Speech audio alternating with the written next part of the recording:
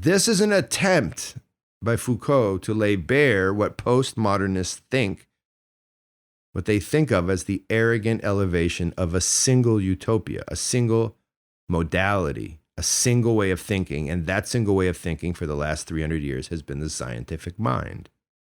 They're trying to say, we're not playing your game anymore.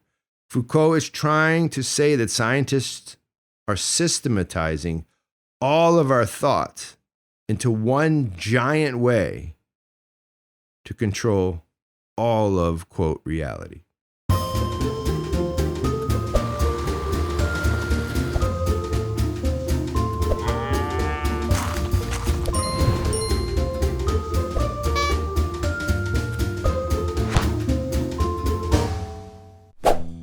Hello, and welcome to Why Are We Talking About Rabbits? That's this podcast that's aimed at folks who want to take a second look at history, philosophy, theology, and really things old world and new. Things wise and not so wise. Things funny and usually, well, often not funny. That's this podcast. Heavy things done lightly. Today, the heavy thing is Postmodernism. The postmodern viewpoint of life. But we look at it and try to figure out, why does it sound a lot like the old world? And things might be bending back. On WAWTAR, why are we talking about rabbits? Hi, Andrew. Hi, everybody. We're doing this one on the weekend. It's a chilly weekend in South Carolina. Just back from Florida, back from a bout with Omicron. Man, I don't know what's going on, but does it ever just stop? I don't think it does. Perhaps we're not seeing this right. Perhaps this is what life is. A series of perceived struggles that lead to metanoia, love, beauty. That's what I'm going with. It may be that that's what the postmodern conversation is going to be like for you. A struggle, a type of pain, hell. But I want you to listen, because it's not. It's fascinating. Postmodernism is a movement. If you want to think of it as an epistemology, that might be the best. It's a way of knowing. And well, it's born out of, or comes from, or is a result of the modern age, postmodernism. And it's doing something weird. People who are becoming postmodern epistes, followers of this kind of thinking, they seem to be trying to get back to some distant gene pool. Like, postmodernists want to go home. It's hunting, this concept of the ism of postmodern. It's hunting. It's searching. It's scavenging for its papa, or something like its parents. And its parents, I think, are something like what you find in the old world. Guys, today we investigate how the postmodern world, that's a heavy thing extraordinaire. I mean, these are philosophers creating this, eating snails in France, and rolling crooked cigarettes, and wearing polyester bell-bottoms. Yeah, those dudes. It's heavy, but it's going to be light, because it has to be. I think these heavy dudes are trying to create, I don't know, like the new Coke. Like think Coke and then think New Coke, but New Coke refuses to call itself New Coke. Or heck, it won't even call itself a beverage. Actually, in the case of postmodernists, they won't even call their New Coke wet. They won't call it anything. I'll explain in a minute. Categorization is an irritation to the postmodernists. We have this epistemology, a way of thinking that we think might be trying to not be a way of thinking. Another way of understanding postmodernism is as a virus, their words, not mine. Many postmodernists from the 50s, 60s, and 70s thought of themselves as simply destroyers of modernism. Destroyers of, on this show, what we call the New World.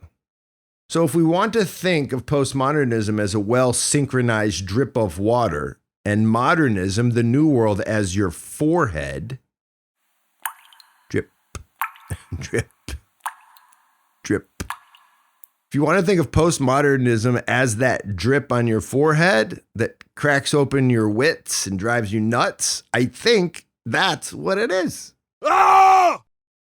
I think it's meant to scramble us. And I think that scramble is heading us back to the old world. So let's just do this. Now, if you're a postmodernist and you're listening to this, welcome. And also, you're going to be pissed in about 20 seconds. I'm going to introduce 4 principles of postmodernism. Dun, dun, dun. They wouldn't call them that. But the best we can do on this, I don't know, old world, new world show, we try to go down the middle, is to talk in a way where we can all sort of have this same moment. But postmodernists would not like this same categorization, same category moment, but we're going to do it. Okay.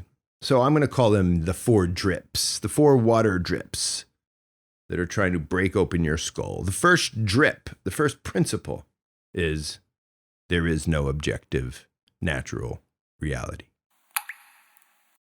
So as you search the internet and you see something about postmodern, or if you see something where somebody says your truth and my truth, this is a type of postmodern thinking.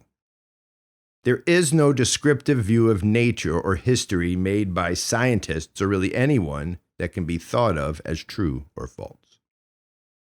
So here's a French word for you. Actually, it's a French proper noun. Michel Foucault. Michael Foucault. Foucault. Okay, he writes, and he's really one of the founders of this kind of thinking. Although I don't think the thinking is founded, I think it's emerging from a modernist mindset. It's emerging, and they're simply trying to encapsulate it, these philosophers. Foucault says, the Enlightenment, which discovered science and the liberties, also invented the disciplines. And that's wordplay. Because guess what disciplines here is? It's not like the art of anthropology. I am in the discipline of literature or anthropology. No. Discipline for him is a word he's using on purpose. And the purpose is to get you to think of punishment. Discipline. Right? The Enlightenment discovered liberties and in turn also the disciplines. And by disciplines here, Foucault means what happens to you when you go to prison. Corrections. There's something in Foucault that is so irritated by the Enlightenment that what he sees is this project to get everything in line, and that's a type of human bondage. And so he writes about it. By the way, he born 1926, dies 1984. So if you're getting older like me, 1984 doesn't seem that long ago. If you're younger, stick with me. Well, hopefully I won't just kick off right here on this podcast, but stick with me because it gets younger in a minute. So basically, if we want to think of postmodernism as the thing emerging, as the thing that comes after the old world and after the new world, and now the postmodern world, right? You've got a bunch of people who are starting to say something like science isn't working. Here's an example that, I don't know, comes to mind after doing some research. Think of defining a species. That's a very new world thing, right? Before creating his taxonomy, the greatest scientist of his time, Carl Linnaeus, he's doing his biz in the 1750s and 40s. Linnaeus is a Swedish guy. He dies in 1778, right around the time of the Battle of Yorktown. right? Just before that, during the American Revolution. Here's what Linnaeus wrote as he tried to define what a species was. Now, this is New World science and their development of the concept of race. And Linnaeus is on the cutting edge. And he's like, I want to tell you what a species is. But before I can do that, I need to develop, quote, a complete knowledge of everything that is relevant. Whoa. What's a species? Start with a complete list knowledge of everything that is relevant to the concept species. Whoa. There's no single experience that Linnaeus can point to think of and call someone a part of a species. Remember, this was a developed set of vocabulary. Rather, species, in this case, is a theoretical concept created by Linnaeus as a way to systematically integrate and explain all these crazy diverse experiences. So, what defines membership in a plant species? That was his challenge. And what he said before he got started was, well, I got to think of everything that's relevant to this notion of species. And so that's why you get these massive lists during the early part of the scientific revolution, of the Enlightenment. Everyone's coding and decoding. That's when you get the birth of the dictionary. Because in order to understand one thing, the whole goal is to understand everything. Right? So what makes something a species, a plant, for example? Is it the shape of the leaves or the stem? Is it the color? Is it the story of the leaf told by those who use it or know about it, right? Some plants are well known to certain, ethnic groups. The Lenape Indians of the East Coast know more about, say, pine trees. Is that true? Than other groups. The point is what do I use to know what a species is? Which people used it? What are the outcomes of the plant? Can it help you cool a rug burn? Like aloe. Is that how I speciatize it? By making it talk about its usage? How do we even start to understand this? Linnaeus was asking that. Linnaeus defined species in the end as in terms of reproduction. Many botanists and zoologists before the 18th century defined it primarily by a reference to lore and mythology. So they categorized before Linnaeus and his very scientific way of thinking, they categorize it according to the story told about it. But Linnaeus changed the definition. And for postmodernists, that is something like changing the discourse. They use that word, discourse. Linnaeus didn't do anything about reality. He just changed the discourse. And for you sitting out there, that's something like changing the narrative. For postmodernists, they don't trust Linnaeus's way of doing things, categorizing species a certain way, because they don't trust his narrative. They don't trust his body, his person. They don't trust who he is. Now, in 2022, we can add stuff. They don't trust that he's a white male from Northern Europe, because that's how he is actually deciding what is a plant, an aloe plant, and what is not, because of his lived experiences. Postmodernism. So for the enlightened rationalists, for the New Worlders, thinking is representing things. In other words, it's like an independent act that we all do. Thinking is categorizing. But postmodernists don't like this kind of, quote, thinking. And guess what? In the old world, studying history and living in communities and countries where the old world still hangs on, the old world cultures, they don't like that kind of thinking either. They don't categorize in the same way. The old world rejects much of what postmodernism is rejecting. The old world likes the narrative concept too. You see, the old world likes the idea of resemblance between two things, of knowing one thing by knowing the other. And it's impossible to know the one without the other. It's impossible to constantly black and white everything because everything is in relationship. So the great notion of the old world was that what could be known could only be known within the narrative of the group. Does that make sense? Known things had to be checked against the other, the group. And the proper other was the one who shared your tradition, your way of life.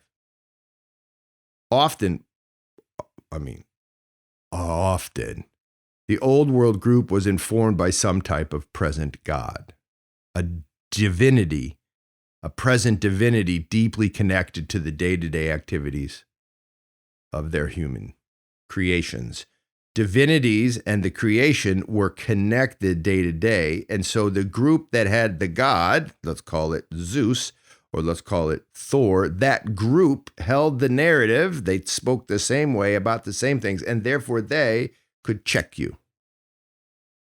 Science is almost the opposite. They don't trust it because everyone belongs to the same narrative.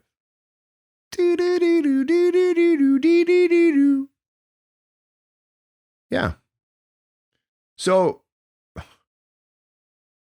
the old world with its narrative families, its groups of related blood ties, its connection one to the other through some sort of embedded genealogies and stories. Well, think domes and caverns and caves. The old world with their domes, right? They demonstrated a type of cavernous reality or a heaven that comes down to earth dynamically, whereby once under the dome, you and I, but not the others, but you and I, we stand among all that is. We're connected to all that is within our domed mosque, within our domed church, within our cavernous secret mystical place where we worship and do sacrifice. The old world is all about sharing that cavernous space. Why is it a cavern? Because it's underground. It's mystically removed, like Christ in the cave. And that mystical location is where the narrative is. It's where you find the word. Right. And you did this all as a group, and you did it as a group speaking the same language. Really important. And other groups could not do it the way you did it. Not because they're like, incapable. You're running me down. I'm equal. No, you're not in the group, bro. So you can't. By definition. Yeah. The domes of ancient Greece, the Orthodox East, Islam, the temples of the Scythians, the stupas of the Hindu, even the vaulted dome-topped rectangular tombs of the Han Chinese, go look at all this stuff. They all point to this sense of being under and within. That's a narrative. And that narrative was both founded by, and it also created the founding of the group. In other words, the narrative gave you the truth, but it also was the ground of the truth. Old school. It did both things at once. Yeah. It told you it and allowed for it. And that's a lot of postmodern understanding of truth as well. It depends on the group. Yeah. Postmodernism is inching back. Yeah, I really think that's true. So one of that first pillar, something about narrative in the group. And science can't tell you reality. Okay, what's the second pillar of postmodern thought? Well, before we go there, don't you think we should hear about KP Journeys in 2022 at Roll the Music, Andrew. First Things Foundation. First Things Foundation is us, the people who do this podcast. KP Journeys.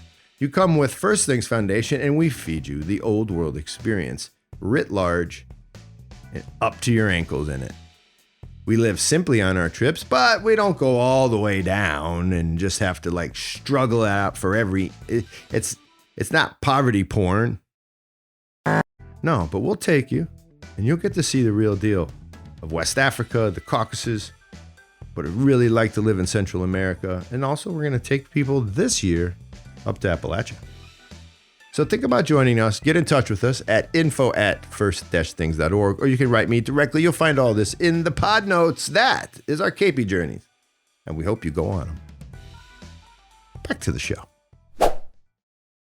So, the first idea is science can't really teach you about reality. The second drip, the thing landing on your head to blow it apart, the postmodern goal of blowing apart the modern age. The second principle is science and technology are tools that cannot be expected to, ready for this, make human life better. Yeah. You find this again and again and again in postmodern thought.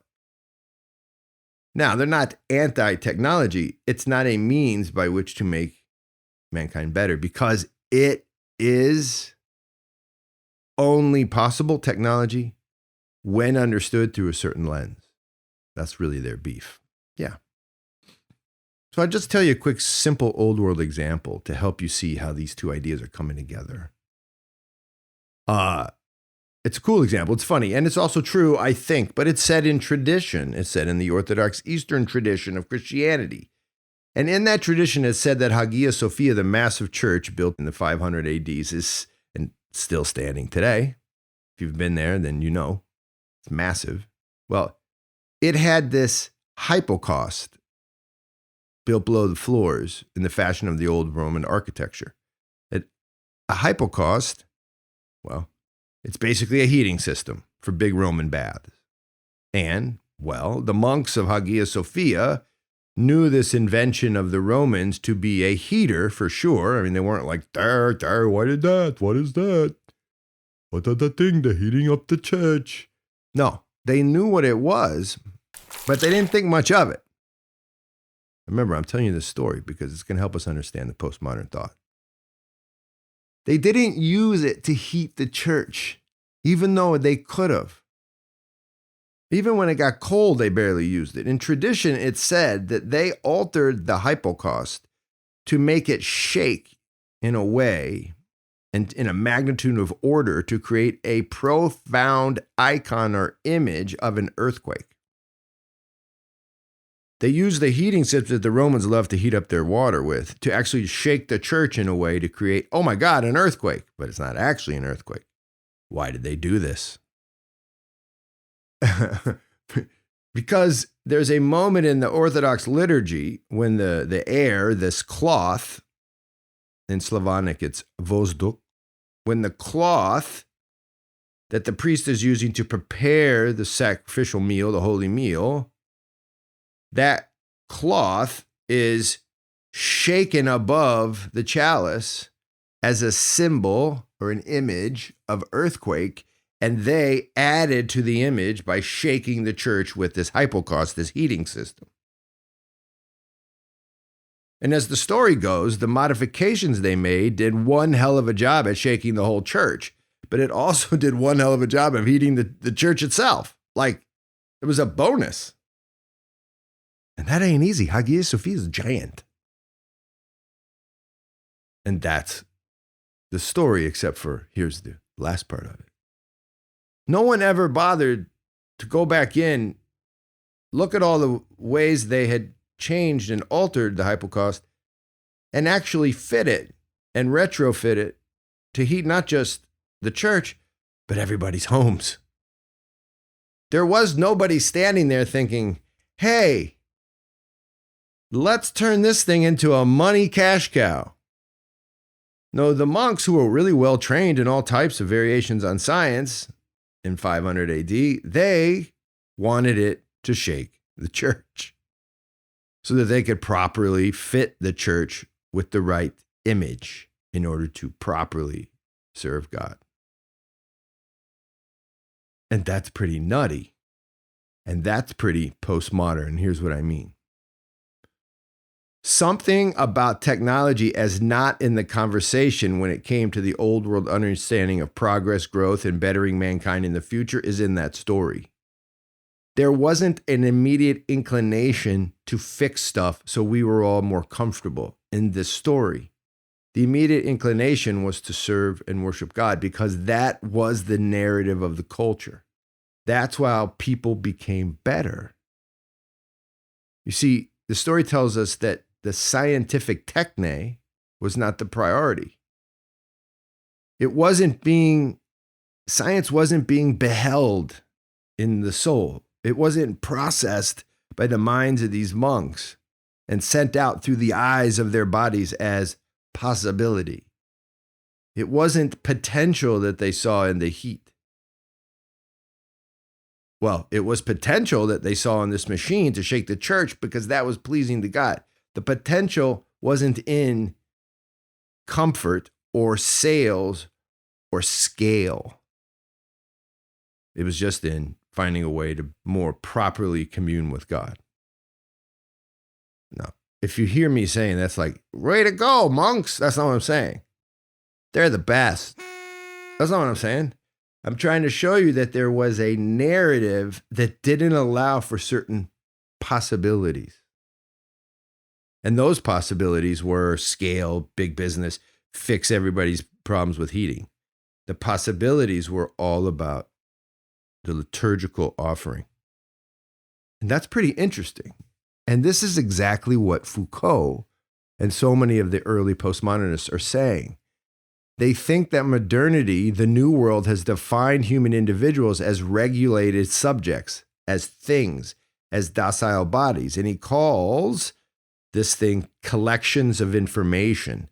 We are collections of information in the new world, in the technological new world. And that doing this to humans, they say, has not only become bad for humans, but it has become bad for the way humans do life.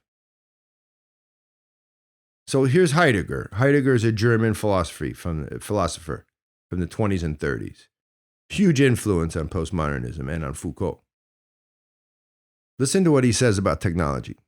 Quote, technology, rather than merely revealing things to us as useful tools, is a mode of revealing the world. Technology is a mode of revealing the world, not just giving us things that are cool. It's a mode of knowing. Think of a mode of knowing as a car. We get to our conclusions by taking a ride on the technology train. And if we don't have the technology train, we don't have any conclusions that are technological in nature. The mode of knowing is technological and scientific. It's the only way in to knowledge now as we adopt this way of thinking. But listen to this as well. Remember, we're trying to figure out the principles of postmodernism and how they are weirdly ancestors of the old world. Here's what Heidegger says about what happens when techne becomes the mode of understanding. Here's what he says will happen if the way we know is this technological mind. He says, when we know things technologically, objects of our world showing up to us will show up to us as standing reserve. That's his phrase. That is, the things we interact with all become to us something like a resource for our utilization. The technological way of knowing will make us see everything as utility or as potential for our own being or well-being. Whoa. Dehumanization, anyone? Actually, it's better. It's not dehumanization. It's transhumanization. This is us becoming like the stuff that we know. It's not just us using the stuff we know. It's the stuff we know using us in order for us to get clarity about life. Yikes. That's why they're making movies like The Matrix, you guys. Come on. Remember, the postmodernists are a bunch of guys in polyester who are freaking out. Right? They're like loins are all shrunk up inside their polyester pants because they're nervous, because they're surveying the landscape. And they're coming to conclusions that human beings are losing something like, well, the ability to see. Now, they're not going to go all soul on you because they can't use those categories because they've been used up already by them Christians who are categorical and Western. They don't use these words. They can't. It would defeat the purpose. And this is where it gets crazy. Yeah, because if they do, they're going to end up back where they started in some way. So they're not going to use these scientifically induced vocabulary, because vocabulary matters, but it can't produce reality. This is why you see all kinds of crazy stuff in the postmodern movement. It's like people writing theses that make no sense on purpose. And the whole point of the thing was when you're done, you couldn't make sense of it. Hence, therefore, it has value. Yeah, try to figure that out. Anyway, the whole idea is they're trying to say one thing about the scientific mind. In the end, it cuts out certain things and decides on other things and elevates those other things into a type of thinking that is total in nature. Total in nature. It is totalitarian type thinking. And that's what they argue the 20th century was about. Ready for the third principle of postmodernism, which I'm not allowed to say because there are no principles of postmodernism. Ready to go? Ready to do it? The third drip on your forehead. It's meant to crack it open and torture you into a new reality. You ready? Language cannot refer to a reality outside of itself. It fits, right? Foucault uses the term heterotopia. Heterotopie en français, si tu aimes ça. So heterotopia, it describes spaces that have more layers of meaning or relationships to other places that immediately meet the eye. In general, heterotopia is a physical representation or approximation of a utopia. If you don't like that heavy sentence, try this one. It's the bed you sleep on, not the bed you think of. If I say bed, right now, bed. Okay, let's do it together. Bed. You all just thought bed. I know you thought bed, but I bet you didn't think the bed that I'm looking at with this blue nice cover. I don't think you saw that. But you know what I'm talking about. I say bed, you know the big utopian idea, but you sleep on your bed with its particular physical representations. That's the heterotopia. There's the big idea and the little idea. Foucault explains the link between utopias and heterotopias using the metaphor of a mirror. A mirror is a utopia because the image reflected is a placeless place, his words. It's an unreal virtual place that allows one to see one's own visibility, one's own reality. The mirror lets you see not it, it lets you see you, but still the mirror has an it. It is real. But here's the freaky part. The reality of the mirror is to never actually show you itself. The heterotopia of the mirror is at once absolutely real. There's a mirror. Relating with the real space surrounding it, and absolutely unreal because it's creating a simulacrum or a virtual image of the seer.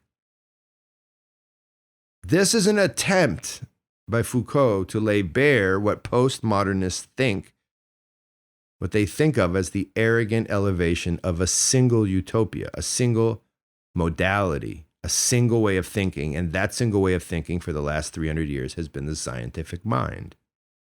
They're trying to say, we're not playing your game anymore. Foucault is trying to say that scientists are systematizing all of our thoughts into one giant way to control all of, quote, reality. Yep. Science as an episte, as an epistemology, as a way of being, It all takes us to have to live in one big, giant heterotopia determined by the techne thinkers, by the rationalists. Basically, we all got to live in the same damn bed. When I say bed, you not only know exactly the bed I'm talking of, but exactly what every bed looks like. Everything gets systematized. Yeah. And this kind of thinking is in direct alignment with the old world understanding of image and iconography. Big time. Father Silouan Justiniano, who's been on this show, he's an expert in iconography. Andrew, make sure you put in notes so we can get to Father Justiniano's website. Well, his paintings. He says this, abstraction, and he said, like, what's up, man? Like the extraction, the abstraction, the notion of something real, not present in the material reality, yo. So what he says is abstraction, I love this guy. Abstraction for the postmodern man became and has become an escape from the tyranny of science. You see, Father Silouan's trying to say that abstraction has become a kind of pure art for postmodernists. Yeah. And in the future, abstraction will be how all art is known, because it takes us away from this heavy, daunting material reality. Yeah. Right? And he goes on to say that the ancient Eastern and Orthodox understanding of the icon, the image, embraces both abstraction and naturalism. Justiniano talks about how crazy similar the icon is to Foucault's idea of the mirror. The icon, like the mirror, is real, right? When you look at an icon of a saint, it's real. It allows us to see it, but it allows us to see who we are. And here's the coolest part. It allows us to see into a whole new type of reality, just like a mirror. But of course, the similarities kind of end there for Father Silouan, because he puts it like this. The abstract way an icon looks, the abstraction of it all, the way the mountains are too small for the big sitting saint, you know, you've seen that, or the lion's too big, or the lion's too small, like everything doesn't fit right. For Father, this abstraction is different because in the Orthodox way of things, it's different from postmodernism, because in the Orthodox way of things, it can only be participated in relationally. It's only known when you enter the cave or the domed cavern or the Orthodox tradition. Foucault and Derrida, that's another guy we'll talk about in part 2. Derrida or all these postmodernists, or your dad on a bender, or your buddy who's just, I don't know, and didn't get enough sleep. I don't know, this podcast, especially this podcast, just Joe Blow can't just start telling you about the icon. They have to enter the cave. And in the cave, they'll encounter the narrative. And then in that narrative, they'll be able to make sense, at least a little bit, of the icon, of the image. Like Christ on his birthday. Like Jesus' birthday. The incarnation in the cave.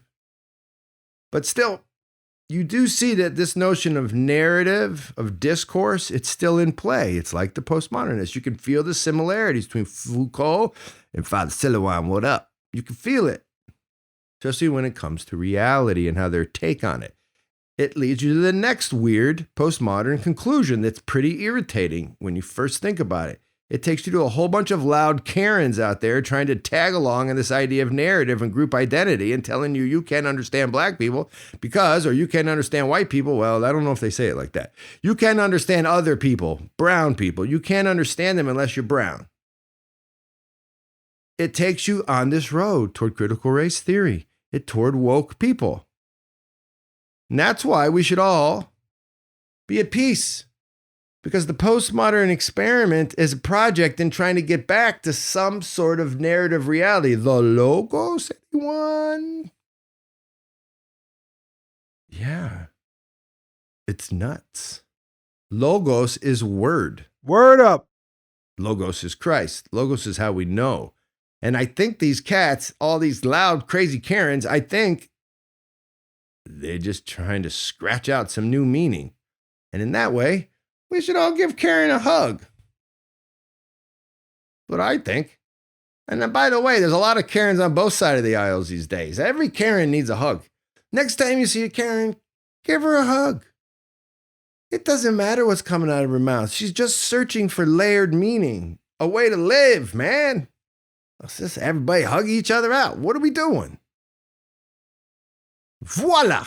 C'est là, c'est ça. C'est postmodernism. We've reached the end. Anyway, kind of. We could go on with LGBTQR. We could go on with these ideas. But what I'm trying to say is do this heavy thing, but let's do it lightly and realizes that, man, these drips on your forehead will blow up your brain, but maybe your brain is whacked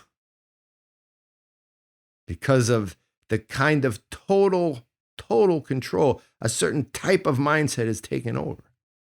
And maybe we got to be a little cool, a little chill with some of the chaos, because some of the chaos is actually meant to crack your brain, like the drip of postmodernism. Now, you better have something in your heart when your brain cracks open. You better have your noose. You better be deeply in touch with the reality of God. Otherwise, when your head cracks, then the body's going to follow and your heart's got no shot. So let's stop there, shall we? Now I'm just starting to sound like Preacher Man. Woof. Similarities, heavy things that line up lightly. Postmodernism, Christianity, they don't really line up, okay? I'm not saying that. If you're going to be like, if you're one of these cats that loves to do you some internet philosophizing, oh, wait, like me, don't get mad at me. It's just heavy things lightly, but there's something here. And if you're a postmodern thinker, which it's not really easy to be a thinker and be postmodern. You're more like a postmodern beer. If you're flying a flag or something, it's safe to say that you are groping toward a whole lot of what's old world stuff. Which, well, I don't know, looks a whole lot like bad and good of that time period, the old world. You know, there's a lot of bad stuff in the old world. We can go off the rails, old world, new world, middle world, upside down world. But there's some similarities here, right? It's some sort of spiral in play where we've seen this story before, but it's a different story. It's not quite a circle being closed. It's a very closely aligned spiral that's heading somewhere. And we've seen it before. It's not the exact same thing, but we've seen it. There's elements of it that are true. So think about that. Postmodernism sure feels old school these days, but you know what? Feels like it should in 2022. Sheni's Gagi Marjos. That means to you the victory. It's often said at a KP table in the Georgian Republic. That's our pod for today. Thanks for coming along. WAWTAR is produced by Andrew Schwartz, the beloved Andrew Schwartz. Hello, Andrew Schwartz. Daniel Paternos helps him out. Our pod is brought to you by the creators of First Things Foundation. That's what I told you about at the intro. We send people to do smart, sustainable, cool, loving, relational projects. Well, we send them to build capacity for projects all around the world so that people who are deeply impoverished, well, I don't know, they can help. We help them build their dreams for a better life. Hey, in the First Things world, Greenville KP restaurant, closer and closer. Looks like first week in March, last week in February. Field workers, we're still recruiting. We're filling a couple spots in East Africa. That is a thing on the agenda. Pod class, it started. What is race? Old world and new. Jump in. You'll like it. Go online. Check it out. You'll find us on our website, www.first-things.org. Share this with your friends. Hit like. Nakfamdis. Hasta luego. Well, don't hit Nakfamdis. That doesn't make sense. Nakfamdis is a way of saying goodbye in Georgian. But hit like and then tell your friends. Nakfamdis. Hasta luego. Kambufo. Peace out.